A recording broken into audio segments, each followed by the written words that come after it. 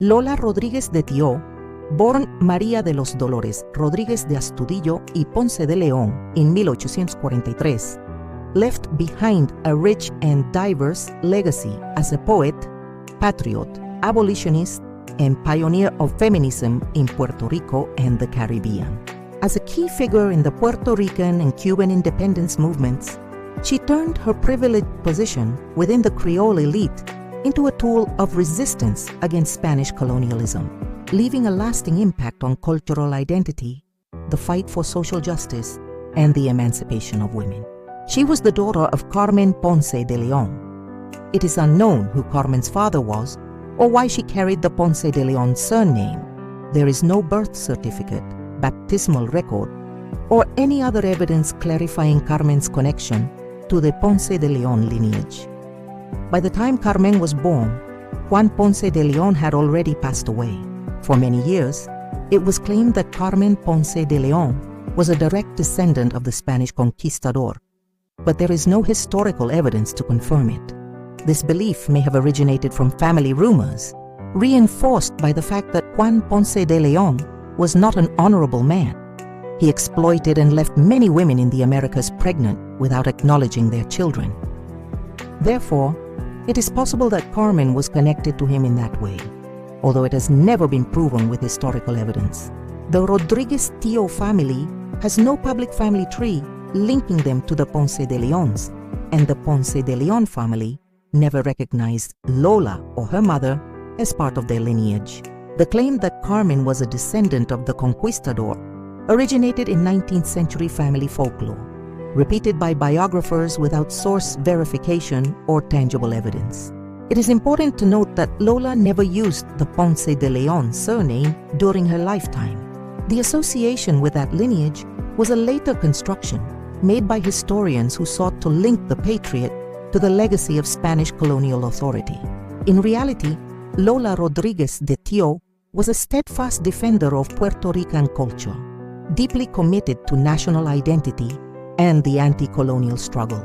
Lola's father was Sebastián Rodríguez de Astudillo, born around 1802 in San Germán, Puerto Rico.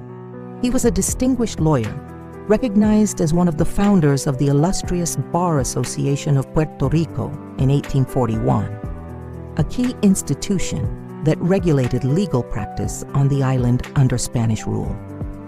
The Rodríguez de Astudillo family was of Spanish origin and had been established in Puerto Rico since the 1700s, integrated into Creole society as landowners, professionals, and figures of authority. His position allowed him to maintain a comfortable home in San Germán, a cultural center where liberal, autonomist, and, in more private circles, independence ideas were discussed.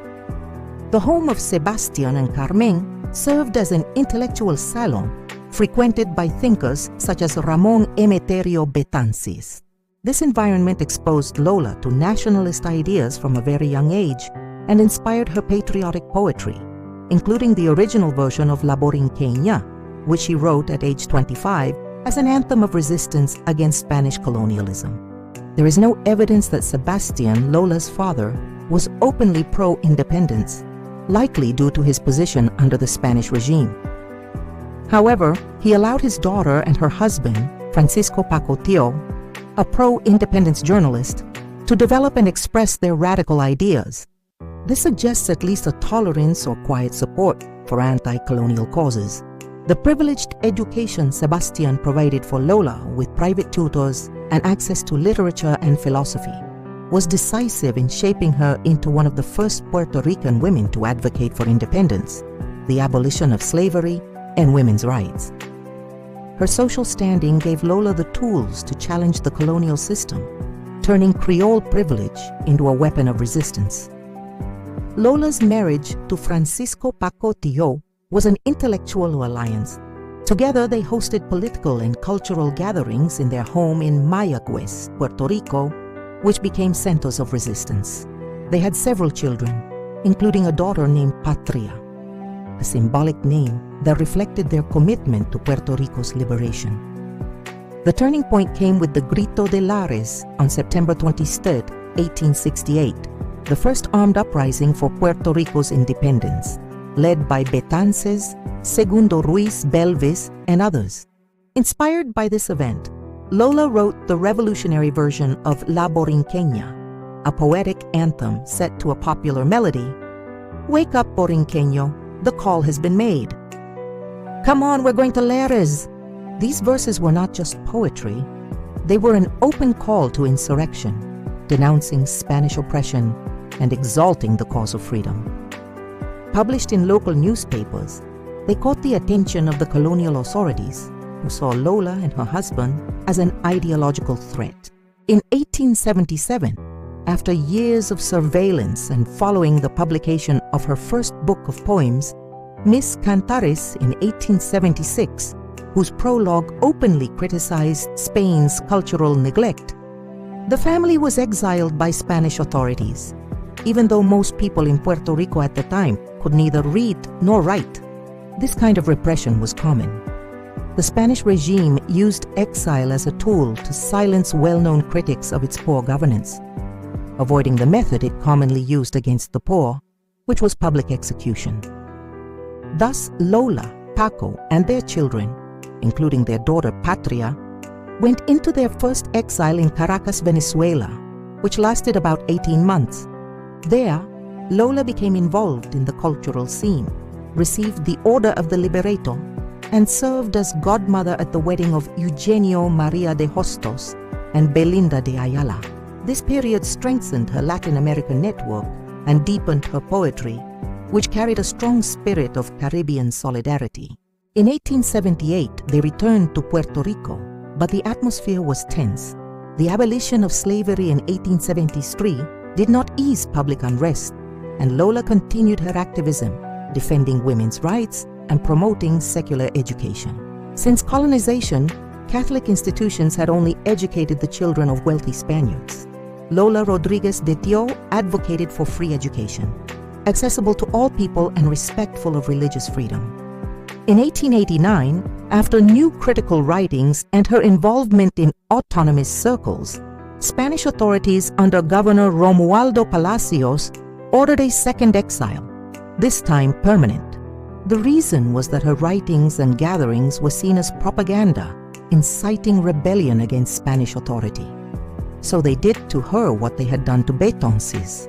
They exiled her. The family went to Cuba, their adopted homeland, settling in Havana.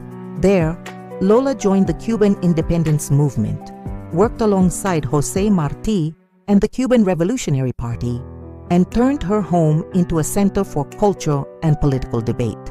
During this period, she wrote the iconic verse, "Cuba and Puerto Rico are two wings of the same bird," a symbol of anti-colonial brotherhood. She also published Claros y Nieblas.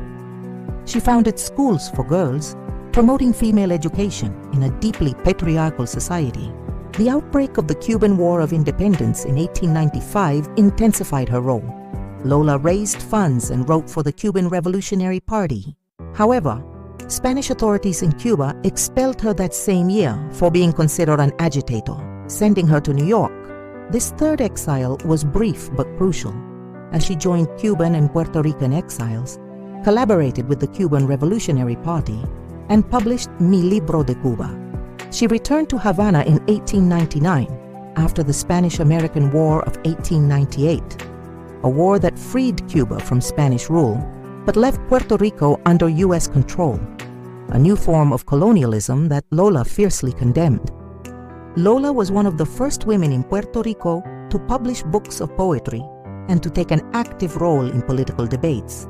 Her public presence paved the way for other Puerto Rican women to claim their place in literature and politics.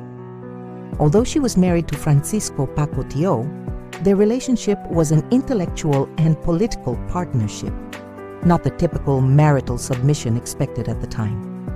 In her writings and gatherings, she defended the idea that marriage should be a union between equals, where women had freedom of thought. Lola's defense of the abolition of slavery was tied to her broader vision of social justice. For her, women were part of the same struggle for the emancipation of the oppressed. In her later years in Havana, she founded the Cuban Academy of Arts and Letters, where she was elected a member and continued writing patriotic poetry, children's literature, and feminist essays. She died on November 10, 1924, in Havana at the age of 81 and was buried with honors as a Caribbean heroine. Her exiles were not whims of fate. They were the price she had to pay for speaking the truth about the suffering of the people in Puerto Rico and Cuba under the oppressive Spanish system, a regime that silenced its critics through violence or exile. As a woman of the elite who rejected her colonial privilege to join the indigenous and mixed-race struggle for freedom, Lola turned exile into a bridge of solidarity, from Puerto Rico to Venezuela, Cuba, and New York, amplifying the voices of the oppressed.